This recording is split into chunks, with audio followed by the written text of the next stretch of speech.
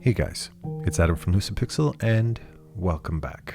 Now today's video is inspired by modern day James. And if you're not familiar with his channel, with his YouTube channel, then you probably live a somewhat sheltered life, in my humble opinion. He's a very big name on the platform, interviews lots of great artists. I'll leave a link in the description below so you can check it out for yourself. Amazing channel. That said, the reason I'm mentioning him is because one of his very recent videos, kind of like an art talk, very much like what I'm doing right now, tapped on a topic that I notice is key to many of the more experienced artists out there. A commonality between them that is something that I feel needs to be reinforced. So if anything, consider today's art talk a reinforcement and an extension of James's video, essentially. Albeit, I've heard this from many different sources in their own ways, either privately or in videos, and that's the topic of speed and how the speed of art is a reflection very often of modern day influences, and how to control that, how to manifest that to grow artistically. And tempo and speed is something that I've not only experienced is misused in painting, in digital art and fantasy art and things like that, but in all the arts. I see this in playing music, instruments. I've learned this in dance. It was a very big lesson for me in dance when I was dancing swing or salsa or things like that. Speed was very often something that was misconceived. People very often misinterpret precision, execution, thoughtfulness, and fullness of movement as speed, because fluidness of movement and thoughtfulness and grounding yourself is what makes movement feel sharper and more precise and can give off the illusion of being faster. And with reference to dance, if I use the dance analogy, I remember back before I started dancing salsa, I was still dancing swing and jive at the time, and I remember one of the head dancers for a well-known dance school in Montreal called the Swinging Air Force. His name was Baron, and he was talking about how some of the common habits that beginner dancers would have would be that they would try to keep up with the speed of the music, and they would make big movements and they would be moving very quickly, trying to keep up with the speed of the music. And he said, pretty much verbatim, speed has nothing to do with how fast your limbs are moving, but how controlled those movements are. And you fast forward to something that I remember Bobby Chiu mentioning I've probably even mentioned it in my art talks in the past, where he was talking about painting and the speed of painting. And he said, speed has nothing to do with how fast your hand is moving, rather how much thought you put into each brushstroke. And it just so happens that just this week I was on a Zoom call with Bobby. We were talking about a bunch of different things, and we were discussing his app, the Magma Studios app, that he's part of the development of it, along with some developers from Poland. And we were messing around with it together. And yes, I know I'm behind the curve. I'm a little bit behind the pack because I've been a little busy and I haven't been keeping up with trends. But he was introducing me to Magma Studios for the first time. And when he showed it to me, my eyes lit up like Christmas trees. Now, I'm not going to get full into the experience because I'm actually planning a video for this coming soon, full video. I'm very excited about it. But we were painting together. We were drawing together using this app, this online app. And it allowed us, one of the things he mentioned when we were drawing together is that drawing in real time, sharing a canvas with another artist, doesn't only give you the opportunity to teach live and on the same work of art and to demonstrate on top of another person's artwork in the act of drawing, but it allows you to address things that are very often harder to address from the perspective of a teacher, which both Bobby and I are. And that is the tempo, the speed at which you draw the line. Slow yourself down. Think more.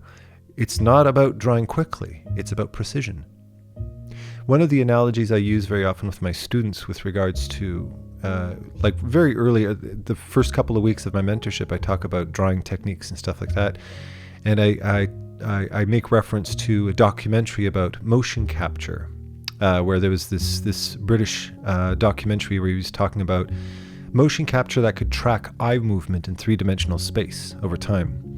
And to demonstrate it, to test out this, one of the tests they did with this motion capture was to hook himself up to one and hook up a very well-known celebrated life drawing teacher to another. And they did a 1-hour drawing session with a live model.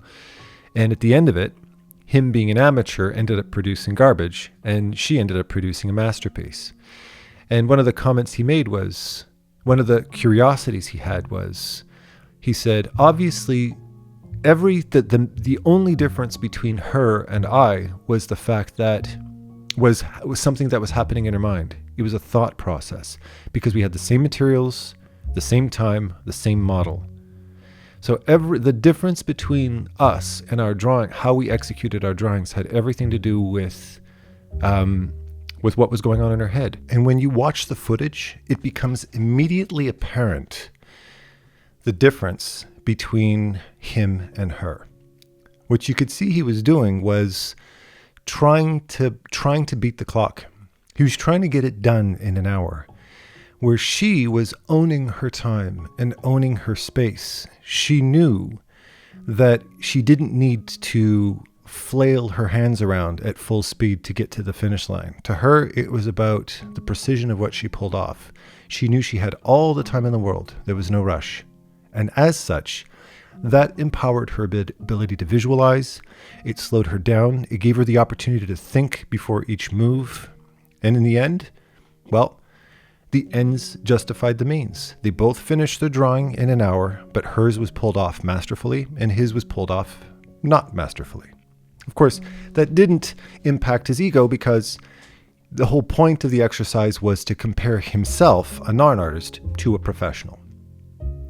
Now you put this in the context of drawing. You put this in the context of what James, from Modern Day James, what he was talking about, and what I've seen Bobby Chiu talk about, and very much what lies into the philosophy of my art talks and the type of art that I produce. Or if you watch Anthony Jones drawing, or pay attention to how Clint Cearley produces something, watch Tyler Edlin draw, and all of a sudden you start to notice, if you actually open your mind to it, you notice all of a sudden, none of them are rushing.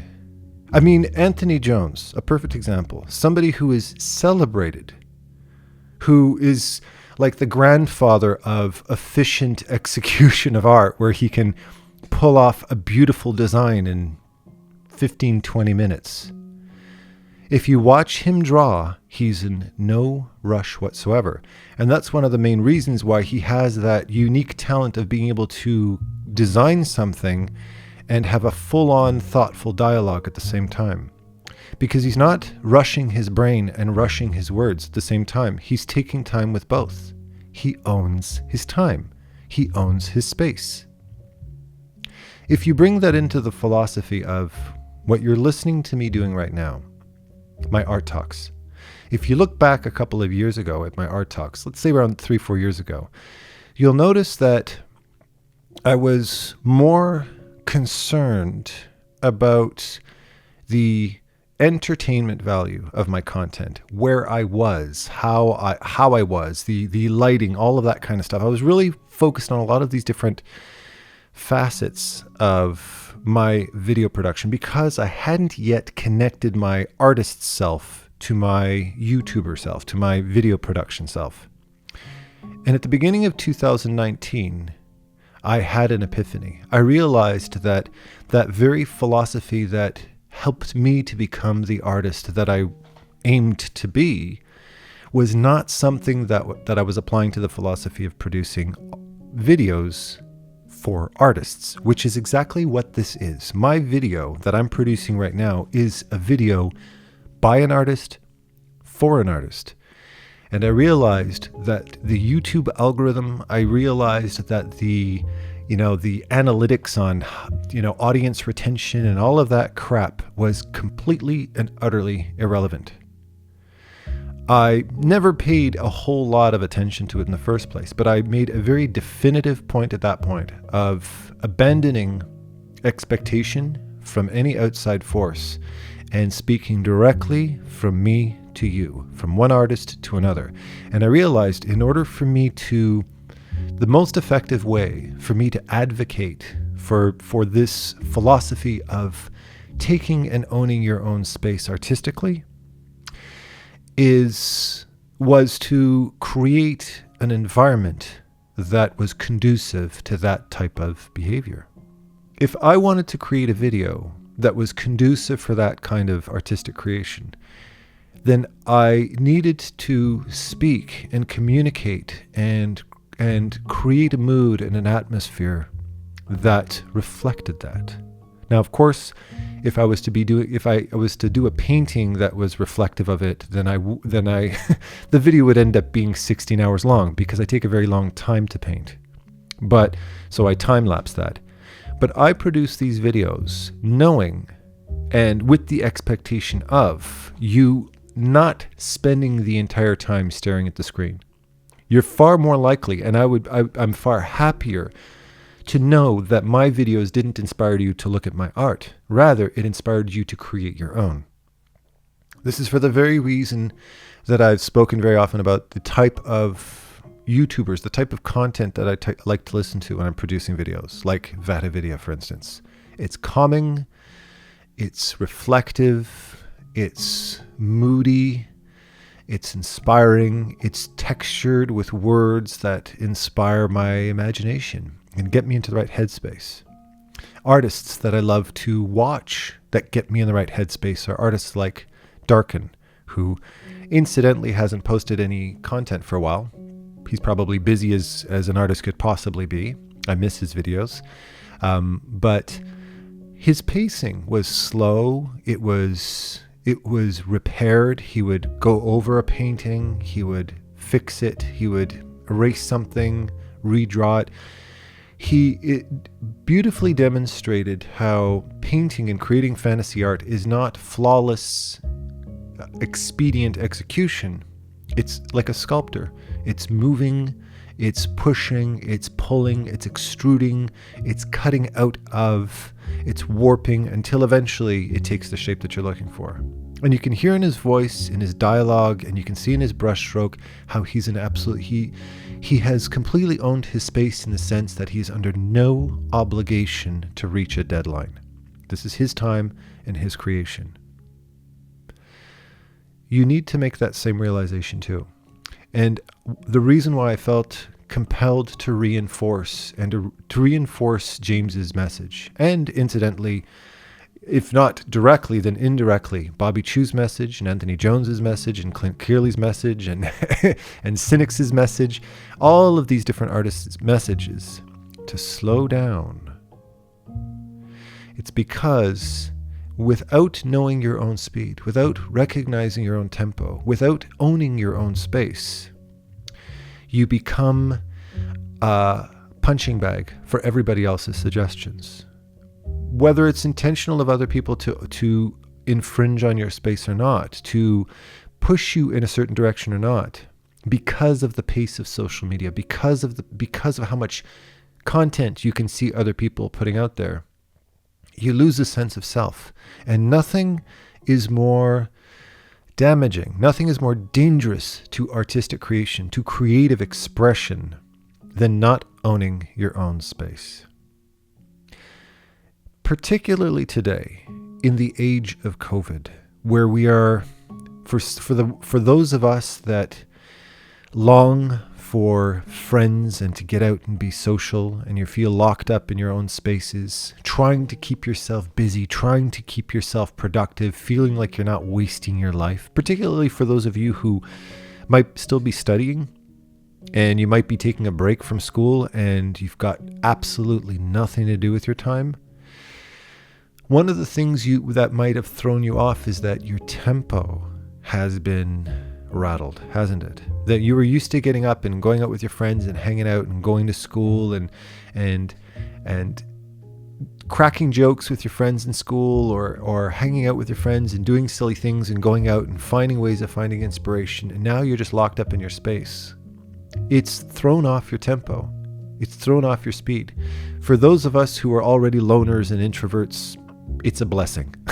I know a lot of people who are actually probably happier in this age of COVID, because it is actively discouraging distraction from outside forces. But for a lot of us, it's slowing us down to a pace that we're not accustomed to. And that can be difficult, it can be depressing, it can be discouraging. But what I would like to encourage you to do, especially now since we're forced into this position, very possibly against our will, to take this as an opportunity to, instead of longing and waiting for the tempo to speed back up again, use it as an opportunity to slow your mind down, to expose yourself to artists and musicians and any kind of creators or speakers or philosophers or any of those people that bring your heart rate down, that allow you to focus, that allow you to visualize. A couple of wonderful suggestions is, although you might not speak a word of Polish, I don't, even though I have a Polish family, but I've mentioned this in the past. Watching the behind the scenes, the diary of Zdzisław Beksiński. I'm going to link that in the description below as well, where he just uses a camcorder and he videotapes himself painting videos. And you can see how sometimes he'll paint for 5 minutes. Sometimes he'll paint all day. Sometimes he'll have 2 or 3 canvases going on at the same time. Sometimes just one.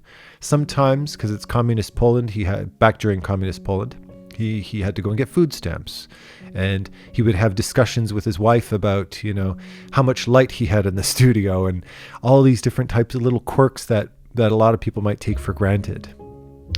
And he's not speeding through it. He just turns on the camera, he videotapes himself, there's a little bit of a dialogue, a bit of his life, and it brings you, I love watching it, even though I have no clue what he's saying if it wasn't for subtitles.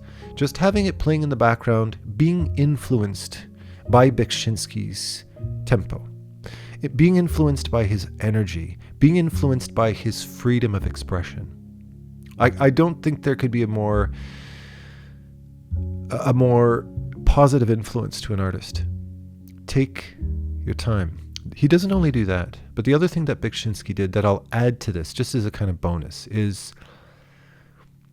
sometimes, particularly when you're working on your own unique work, sometimes we are over encouraged or we're overly swayed by the desire to do something literal, the desire to do something that is grounded in a known reality. And one of the things, again, something I spoke about with a student of mine very recently, something I've witnessed quite often in his work, being somebody who follows this stuff quite a bit, is that he didn't title his work. He didn't like anybody. He didn't like to force an interpretation on anybody. He painted with feeling. He was an expressionist. And in that sense, where he just painted feeling, he painted mood, he was capturing something through whatever came to him. And there's something very liberating about removing a definition from your artwork. You don't have to define yourself all the time. And it's funny enough, what ended up, in a sense, helping me to define my own artistic style and my own artistic creations is not in executing the literal, but it's in allowing myself to not be literal, to just create, to just allow myself to sit back, observe what I do objectively in terms of color and value and texture and mood and atmosphere and all of these different things. Abstractly express myself allows me to distance myself from literal interpretations of form and space and shape and perspective, and allows me to be truly emotionally creative and expressive. Now, of course, the technicality needs to be there first. You need to have those fundamentals, but you need to be able to let go.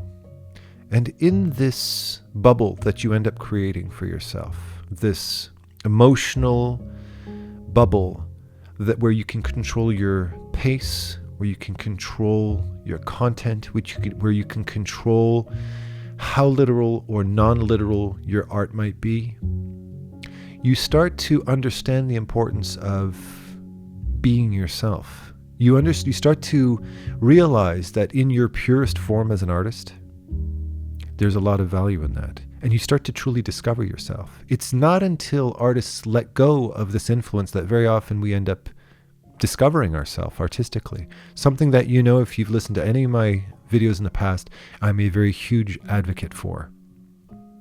I'm going to add one last little important ingredient to all of this. And this is something that I teach my students. It's kind of a philosophy I teach my students when it comes to color and expressing yourself through color. At least the more romantic side of color, not the more practical side of the teaching. And it's a quote. I quote Marco Bucci, where in one of his videos where he said, "There is no form of self-expression purer than with color." That is a very important quote that doesn't only relate to color, but it relates to art in general, in the sense that you literally cannot listen to yourself. You can't listen to yourself when you're talking, believe it or not. The reason being is that your brain, the part of your brain that formulates speech, is the same part of your brain that you need to use to listen, and you can't use that same part of your brain simultaneously for both tasks. That when you're speaking, if you're actually saying something, you can't listen to yourself at the same time because you're too busy conceptualizing words and phrases and thoughts. It's only if you play yourself back, if you're listening to a recording of yourself, that you can actually listen to and hear yourself. But there's something else to that. You have spent every moment of your entire life from birth till now, and for the rest of your life, being you, haven't you? So everything that makes up who you are, what you see, what you smell, what you taste, what you hear, what you think, what you feel, how you express, how you sound, all of those things are what every individual regards as their default state. You are the epitome of neutral to you. You are your reference point for the rest of humanity. And the reason why that's an important thing to highlight is because it's very easy to take yourself for granted and your own unique tempo, pace, and form of self-expression for granted, because it is by definition, you are conditioned by nature to not react to yourself because your senses are always one step ahead of your emotional reaction, your mental digestion of your experiences. It's a default state. So when I hear myself talk, if I listen to a video of myself, I, to myself, sound completely unremarkable. I don't even hear myself in that sense. I don't recognize my own voice because to me, it's kind of like it's a neutral color. I don't notice it. But to you, it might sound more interesting to you than it does to me, because I don't sound like you, and because the thoughts that I'm having were not preconceived by you. So that information is being delivered into you as unique, as different, as interesting, as unexpected. So that's why what other people do can appear to be more interesting than what you do, because it's unique, and we like unique things. We are created, particularly as artists, we are always people who are very sensitive to growth, evolution. And when we're listening to ourselves, we aren't evolving. We're just living in the same soup that we've lived in our entire lives. So we tend to take ourselves for granted. And what I'm encouraging you to do, in light of everything I've shared with you today, is to understand and reinterpret who you are and what your expression is. Because it's very easy for you in that light to regard yourself as being unremarkable, to think that your unique form of expression is not as interesting as somebody else's. And one of the things that I had to learn as a YouTuber and as somebody who produces a lot of stuff for you, for a public audience, is to not take for granted that the things that I think are very uninteresting about myself might be of value to somebody else.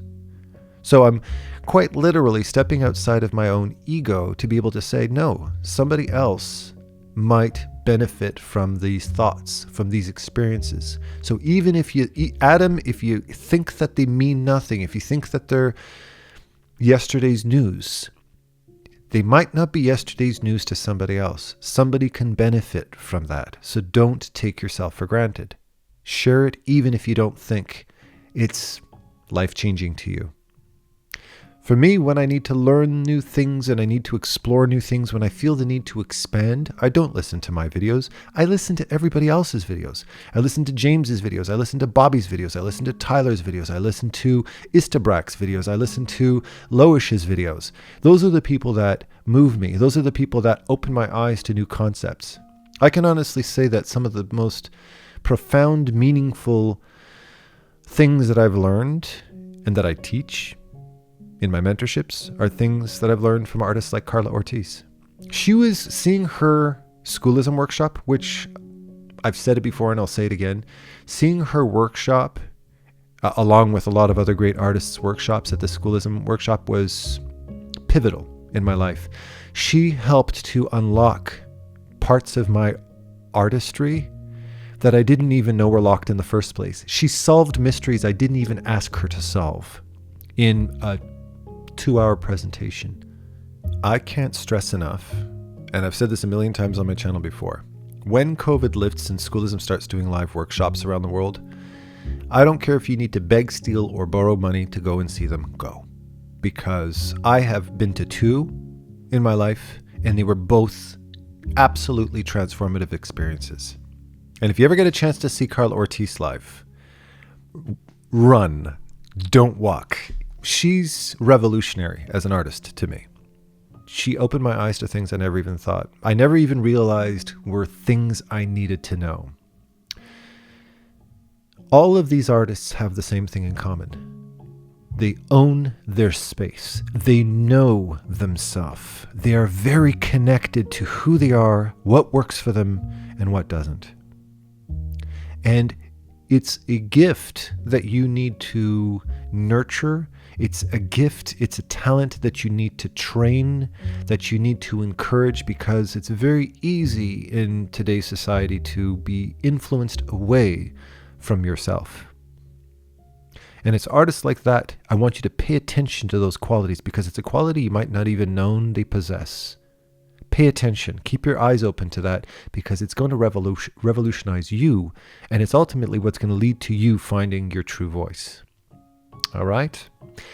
And with that said, as usual, I love you all with all my heart, and happy painting.